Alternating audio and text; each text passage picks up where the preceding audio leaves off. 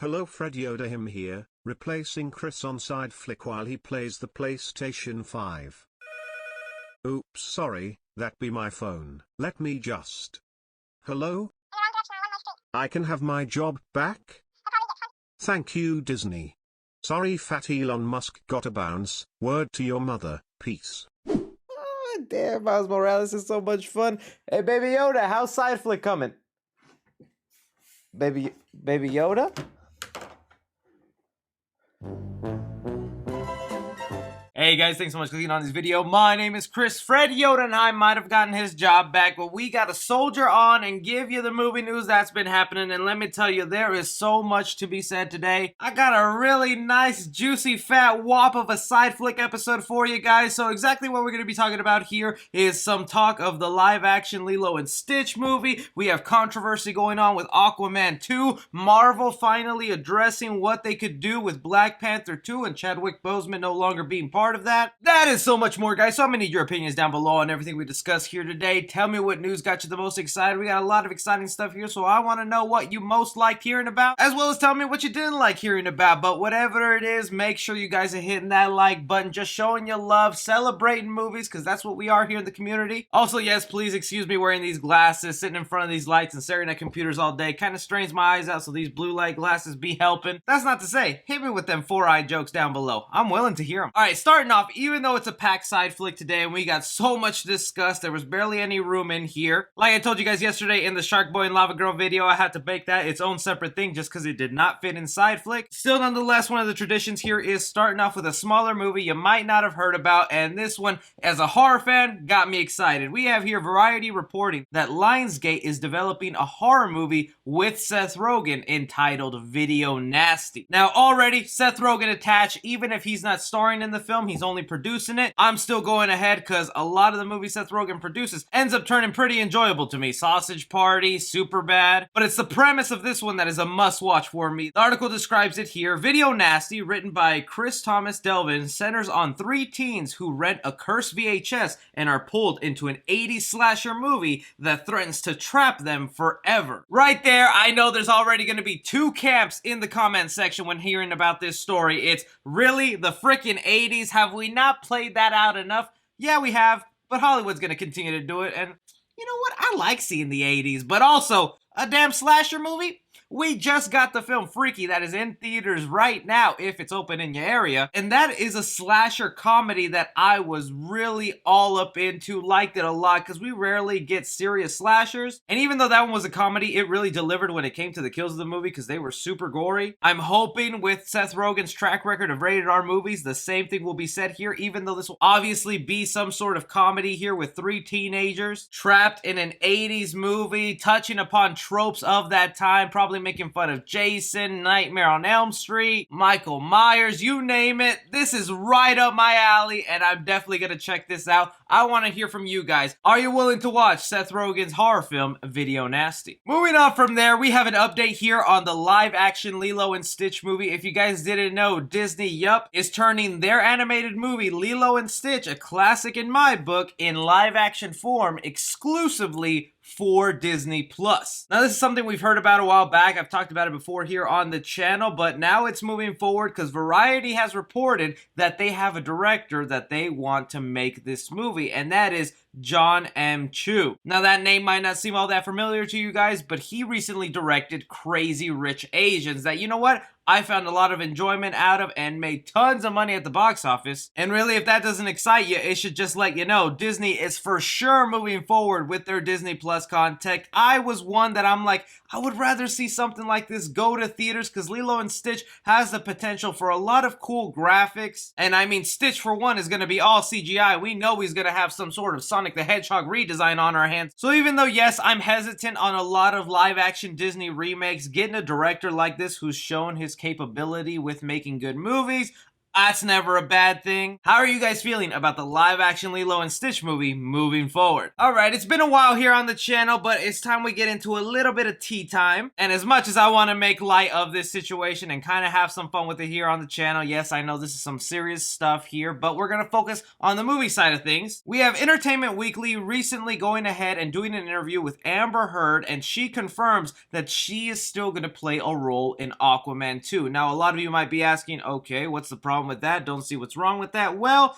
lately her and her husband, ex-husband I should say, Jonny Depp, have been in the news over domestic disputes that they've been having. You can look in deeper into that situation, but one thing for sure is about a year ago, we had Amber Heard on audio tape really show her true colors and just verbally abuse the heck out of Jonny Depp, which really turned a lot of fans off to her. Even more surprising when recently the courts have found Jonny Depp in the wrong of the abuse in the relationship, causing him to be fired from Fantastic Beasts 3. So this is still upsetting a lot of fans right now because it's like, well, if Jonny Depp lost his job and he got fired, how come Warner Brothers is still putting Amber Heard on this pedestal and letting her continue making movies and making money? And I know this isn't the answer you guys want to hear because, like I said, it's not even an answer I agree with, but the real answer is the courts and justice system, official lawyers and judges said Jonny Depp is guilty of some abuse, and Amber Heard is just being accused of an anonymous audio tape that she could just easily say, that's not me, someone faked that. And that's the situation we're in. Again, I don't agree with that. I'm not in favor to that. I'm just explaining why Warner Brothers is still going ahead and doing this. Official legal paper that says this about Jonny Depp,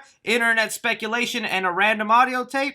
Unfortunately, that's not enough to fire her. But maybe the internet outcry out there of some people is enough, because we recently had change.org, which is the place a lot of people go to make petitions. Heck, I'm still waiting for everyone to sign up for my petition of Tom Holland as Robin in the Batman. Totally joking, don't get mad, just having fun. But there was a petition to remove Amber Heard from Aquaman 2, and it's nearing 1 million signatures. I'll be the first to say petitions online rarely ever make a difference, but 1 million signatures I don't think is anything to flinch at, and Warner Brothers might take light of this and reduce Amber Heard's role smaller and smaller and smaller. Again, when it comes to these stories, I'm just giving you guys some of the context here. You can do your own research and make your own opinion, but again, when it comes down to it, we weren't in the rooms, we weren't in the relationship, we're just a couple of geeks online reading one-sided arguments. Nonetheless, how do you guys feel about Amber Heard being part of Aquaman 2, and do you think it could spell trouble for that movie's box office? Alright, but moving away from that story, let's get back to cheery, happy, looking forward to movies, no need to get all angry. We have another comic book story coming in, an update specifically on Thor 4 entitled Thor Love and Thunder, and that is that Chris Pratt has officially joined the gang of Thor 4. Now, this honestly shouldn't come as a big surprise, especially with the way Endgame ended and Thor getting onto the Guardians ship to go have an adventure. But a lot of people are forgetting in 2020, this year, if we didn't have the Rona and if James Gunn wasn't canceled over some tweets, we would actually have Guardians of the Galaxy 3 this year. Meaning, in Marvel's original plan, we as audience members were supposed to see Guardians of the Galaxy 3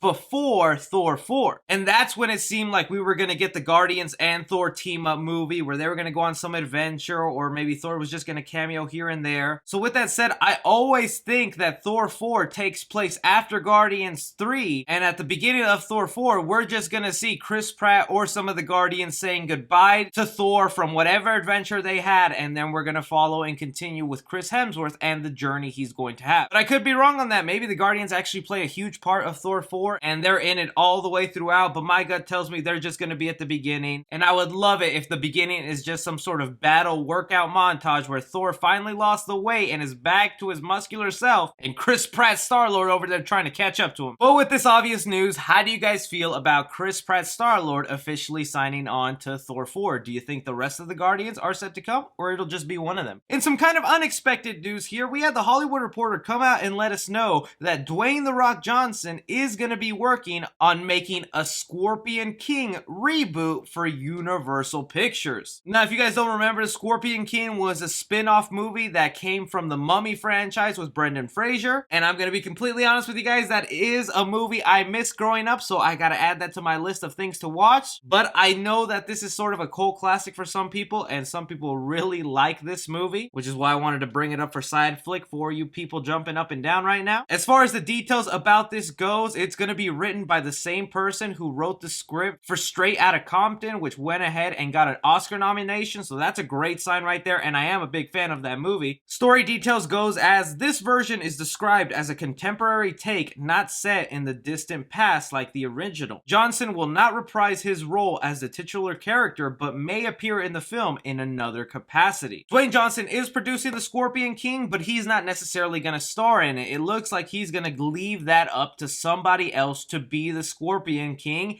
and since they say here contemporary take, maybe it's set in modern time, and Dwayne Johnson might play his great-great ancestor related to the Scorpion King from the first movie. I could see them kind of playing it into that factor. But again, from these details here, it looks like Dwayne Johnson will just be a cameo or small role. This is still being set up as a new franchise for someone else to take over, which kind of surprised me with the ego that Dwayne Johnson has, that he always wants to be the star of things. Not saying that's a bad thing. The man's gotten so successful with that ego. I applaud him. So that's kind of awesome for Dwayne Johnson. He wants to give the same opportunity he was given back in the day and bring up a rising star. That's awesome. How do you guys feel about the Scorpion King reboot, and what do you want to see come out of it for you fans of that franchise? Even more comic book news that might be a little sad to talk about here, but we knew we had to eventually address it here. We finally have Marvel Studios themselves addressing what could happen with Chadwick Boseman in Black Panther 2. Now, this is something I knew I'd have to eventually talk about here on the channel, but I just didn't want to do it until Marvel themselves were talking about it, and they finally went ahead and did, because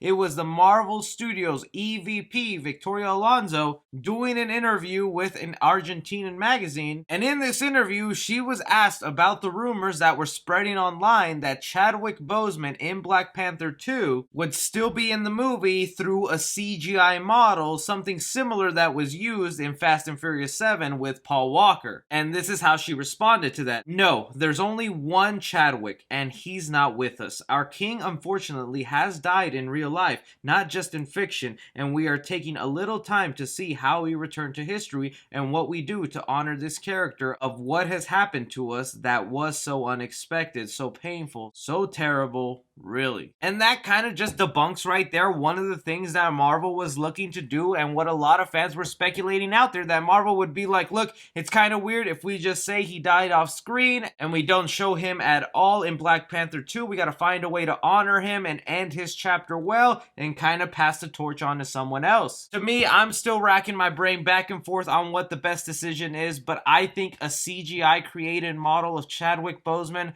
would just not have been very comforting to watch on screen. Might have come off a little weird. I think it was different with Paul Walker because there was a lot of footage there to use and just some footage that needed to be filled in with a CGI model. This right here, you're talking about almost an entire movie or a good chunk in a film just looking at a computer generated thing. I think would be just a little creepy. I still don't know if we just recast it with someone else and kind of just say this person is Black Panther the same way sort of Mark Ruffalo and Edward Norton were switched out. But again, this puts one option off the table. We're not getting a creepy CGI model. That makes me happy. Does that make you guys happy? And now that Marvel is finally addressing this stuff and opening the conversation, how do you want them to handle Black Panther 2 and what should they do with Chadwick Boseman's character? In something I still can't believe is happening, and yes, more comic book news, we had Zack Snyder doing an interview with Grace Randolph from Beyond the Trailer, and during this interview on her YouTube channel,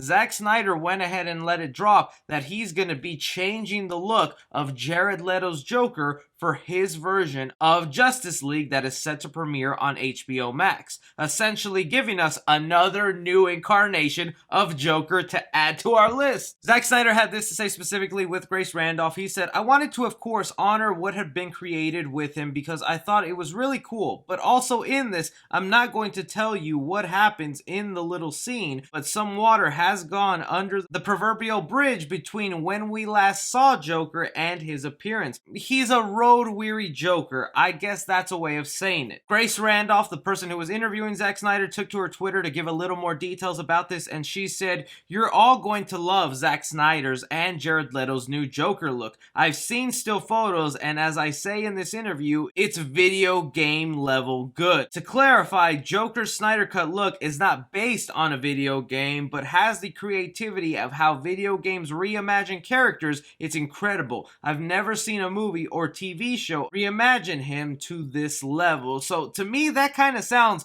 like a very drastic change from what we saw of Jared Leto's Joker in Suicide Squad. But really, if I had to make one change about Jared Leto's Joker design, it would just be remove the words damaged off the forehead. Honestly, if you just got rid of that, I would love the design so much, because I thought it was a pretty cool look for the Joker, this sort of gangster mafia Joker. But that word damage just always was killing it for me. And again, if Zack Snyder's Justice League does good numbers and people really like it, and this becomes our main version of the Justice League, we could see that version of his Joker spin off into other movies or continue on somehow. Because if Jared Leto was willing to come back for something that's going to go on streaming, I think he'd definitely come back for another movie. But I want to hear from you guys. With Zack Snyder saying he's going to change the look of Jared Leto's Joker for his version of the Justice League, what do you want to see in it? What tweaks would you like made to his version? I know a lot of people will probably say they want to get rid of the teeth, but you guys go ahead and let me know down below. But that is just all the movie news we have to discuss here today. I want to thank you guys who stuck around and watched all the movie news topics and didn't skip around. You are the real MVP. I hope everyone out there is having a wonderful weekend. Don't forget to check out all the other videos we have on the channel. Hit that like button, subscribe if you haven't already. You guys can follow me on Twitter at 3C Film Review, but as always, my name's Chris.